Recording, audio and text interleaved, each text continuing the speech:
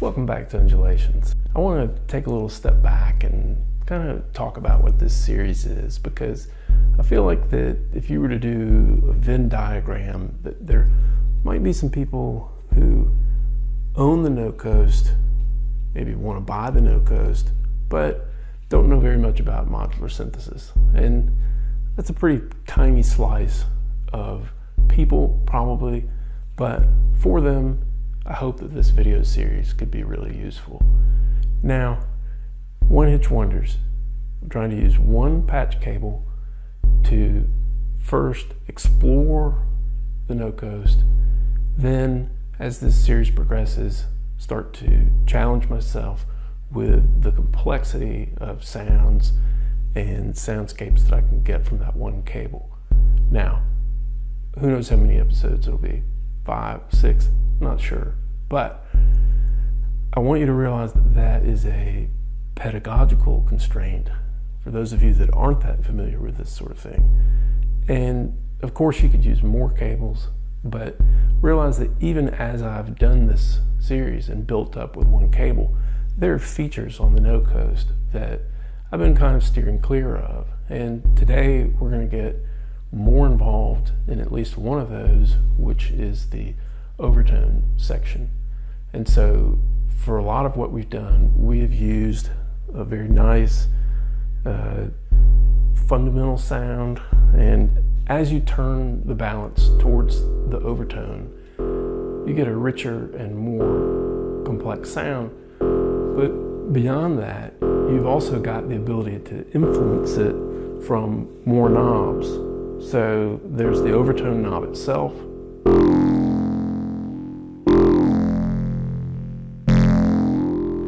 and that gives sort of a characteristic no coast sound. And then there's also the multiply knob, which I can go into detail about what these are for, what they're doing to the spectral quality of the noise. But I think to start with, it's worth just hearing. And then the other main thing that I really want to bring up is that I'm doing this with a clock to the gate. And that in some ways is what people have come to sort of expect out of modular synthesis demonstrations and that sort of thing. But I don't want this video series to be misleading where that you think that's the only thing that you can do. So for example, I've got the keyboard hooked up here, and we can pick a sound.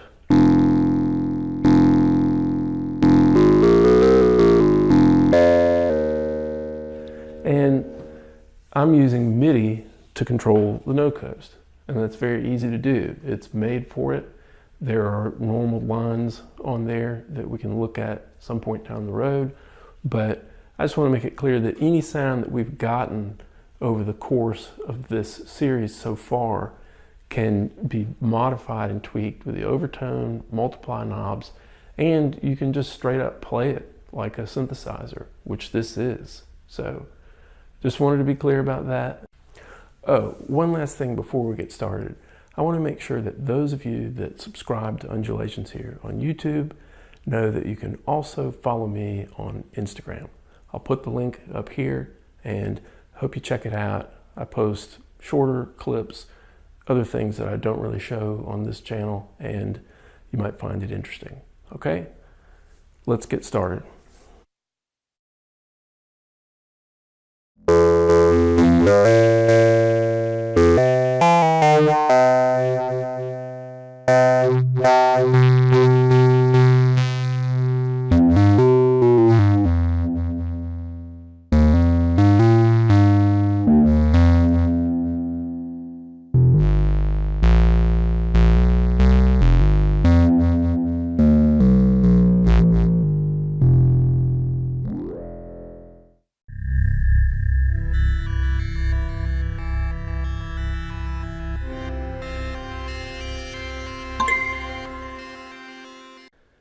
Okay, so you might recall that we left off last time talking about the contour section of the no coast, which is a very important part.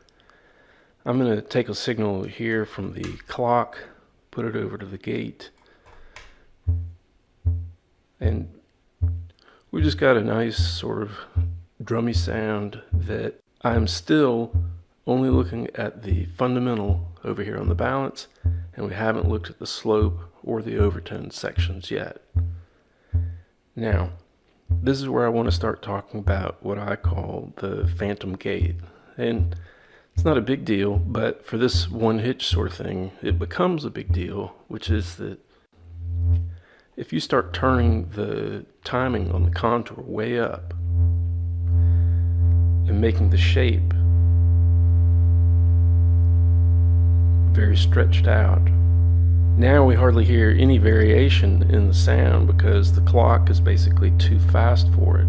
How slow is the decay? I can pull this out, and now the contour is still gradually falling, and it will be controlling the dynamic for quite a while, and it's almost sort of flat. And what we can do is now we're getting a sound sort of for free, no cable, coming from the normal contour into the dynamic. Basically all you need is some sort of voltage. So I could trigger the gate on the clock, I could trigger it on the square wave over here, and then I can turn off that contour just by briefly dropping the decay. I'm going to set off the gate again, and we'll do the step random voltage.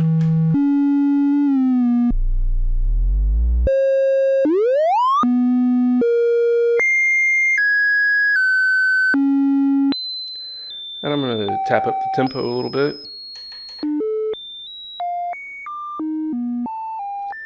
And that's sort of a classic sound. Now we're not limited to just going into the volt per octave. We can go into the linear FM.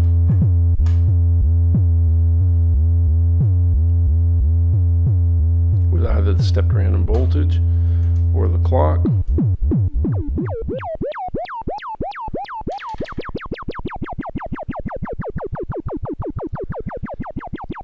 And so this is taking a clock signal and using that to do an FM modulation of the pitch, so frequency modulation of the pitch as a function of time.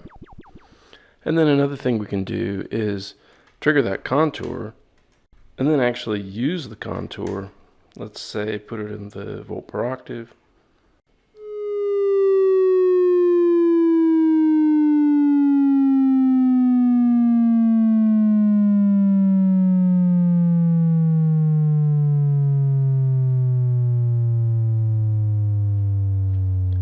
And so that gives you yet another representation of what the contour module is actually doing. Last thing I want to talk about is that since we have a completely free wire now, we can trigger the contour and then can finally have an actual square wave.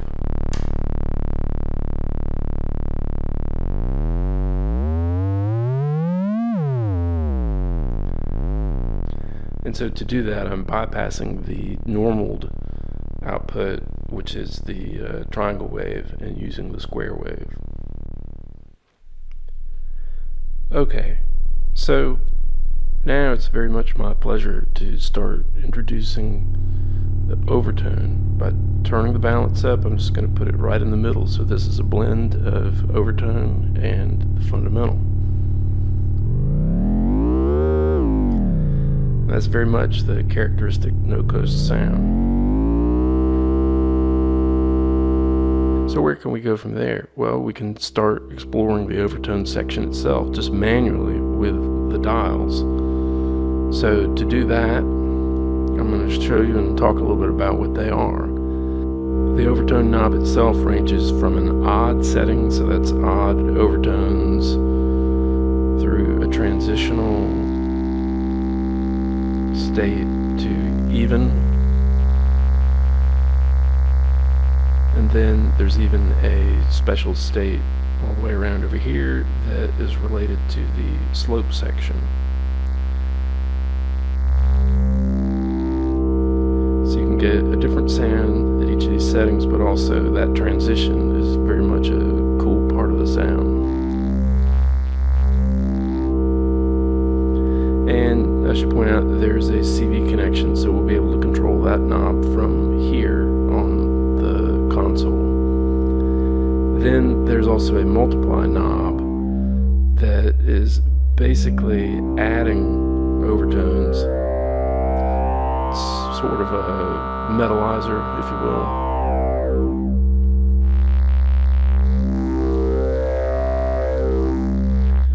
Again, that's something that is probably the most interesting when it's dynamic, and so there's a CV for that, and a tenuverter, which just means that you can, if you have the dial set in the middle, you can make it effectively turn to the left, or counterclockwise, or clockwise, depending on how this knob is set.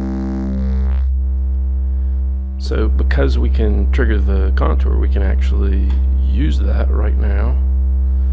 Use the cable to trigger the overtone.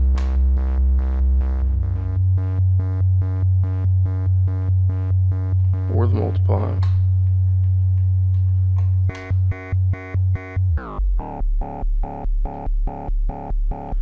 I'm going to go ahead and go to the step to random voltage. It's a little bit more interesting to listen to.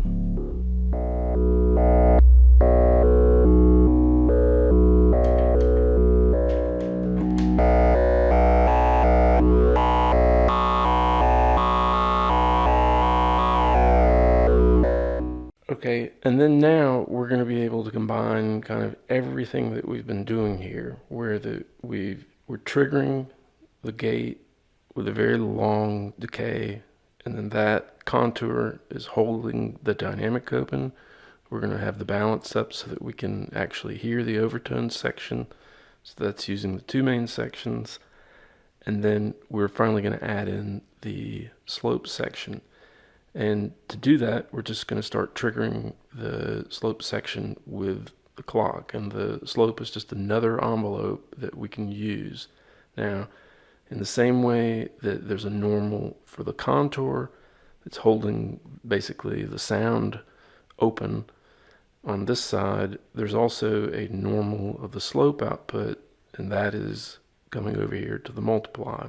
And so that's going to give us a way to control overtone sounds, and it's a very powerful part of the note coast. So let's just do that.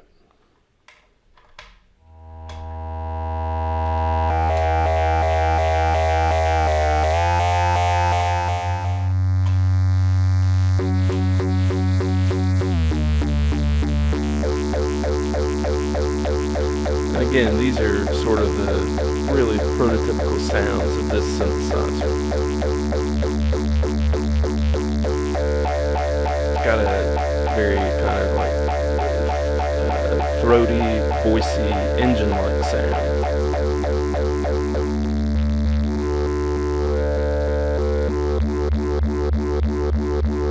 Like here, I've got the multiply up and I'm dragging it down with the attenuverter, or I can do the reverse. It changes the sound entirely. Okay, so this is where we're at, where we can trigger the gate, go from the clock into the trigger, and get some really rich sounds.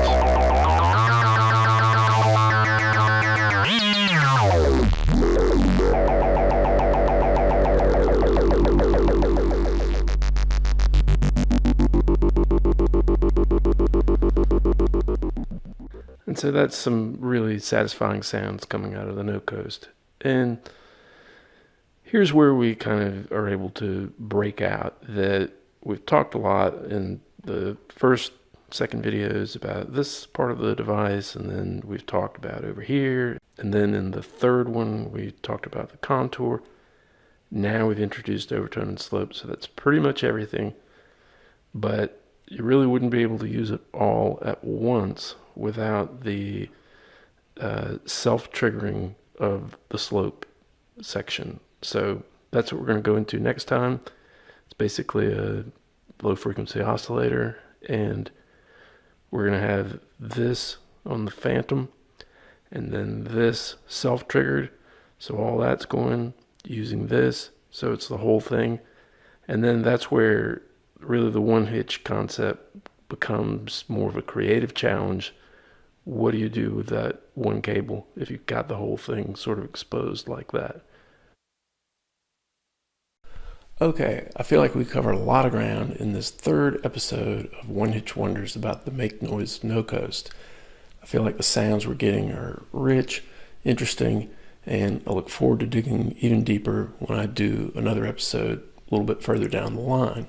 To close this one out, I'm going to sample some no-coast sounds into this Elektron Digitakt and make a track out of that, and I'll probably even do a little bit of an animation to go with it. So I hope you guys enjoy that, and I appreciate you watching. I will see you in the next one.